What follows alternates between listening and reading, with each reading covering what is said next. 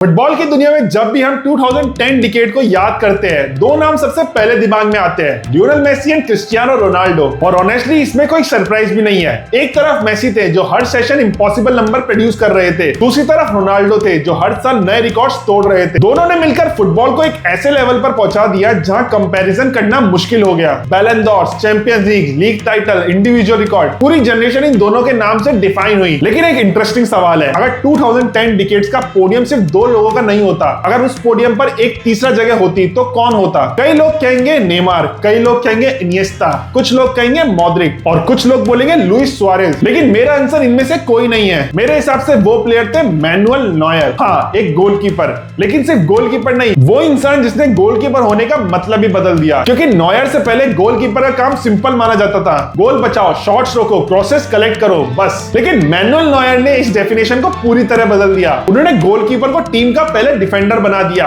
और कई बार तो पहला प्लेमेकर भी। जब दूसरे गोलकीपर अपनी लाइन के पास खड़े रहते थे, नॉयर बॉक्स के बाहर आकर ऑपोजिशन के अटैक को खत्म कर देता था। कई बार तो वो इतना आगे आ जाता था कि लगता था बायर्न म्यूनिख के एक्स्ट्रा डिफेंडर के साथ खेल रही है। इसी वजह से फुटबॉल फैंस ने उन्हें एक नाम दिया, द स्वीपर कीपर। और आज ये टर्म फुटबॉल में इतनी कॉमन हो चुकी है, लोग भूल जाते हैं कि इस रोल को पॉपुलर किसने बनाया, नॉयर। उनकी पासिंग एबिलिटी भी अनबिलीवेबल थी, long ball, short passes, pressure के अंदर कंपोजर। ऐसा लगता था जैसे गोलकीपर नहीं, मिडफील्डर प्लेयर बॉल डिस्ट्रीब्यूट कर रहे हो। और इसी कॉन्फिडेंस की वजह से एक बहुत फेमस स्टोरी भी है। जब पेप गार्डियोला बायर्न म्यूनिख के कोच बने तो रिपोर्ट्स के मुताबिक वो नॉयर की बॉल प्लेइंग एबिलिटी से इतना इंप्रेस थे कि उन्होंने एडवांस रोल में यूज करने के आइडियाज तक डिस्कस किए। बायर्न के ऑफिशियल्स को भी लगने लगा था कि पेप कहीं सीरियसली नॉयर को मिडफील्डर में ट्राई नहीं कर दे। सोचो, एक गोलकीपर जिसके बारे में लोग मजाक में नहीं सीरियसली ये डिस्कस कर रहे हैं कि वो मिडफील्ड में भी खेल सकता है। ये कितनी क्रेजी बात है। और फिर आया 2014 का वर्ल्ड कप, जहां नॉयर ने अपनी रिवॉल्यूशन को पूरी दुनिया के सामने शोकेस किया। जर्मनी वर्ल्ड चैंपियन बनी। नॉयर टूर्नामेंट के बेस्ट प्लेयर में से एक थे और उस साल बैलन डॉर वोटिंग में भी टॉप 3 में फिनिश किया। एक गोलकीपर के लिए अचीवमेंट ऑलमोस्ट इम्पॉसिबल मानी जाती है। इसलिए जब लोग 2010 डिकेड्स का ग्रेटेस्ट प्लेयर की बात करते हैं, मेसी और रोनाल्डो तो ऑब्वियस चॉइस है। लेकिन अगर तीसरा नाम चूज करना हो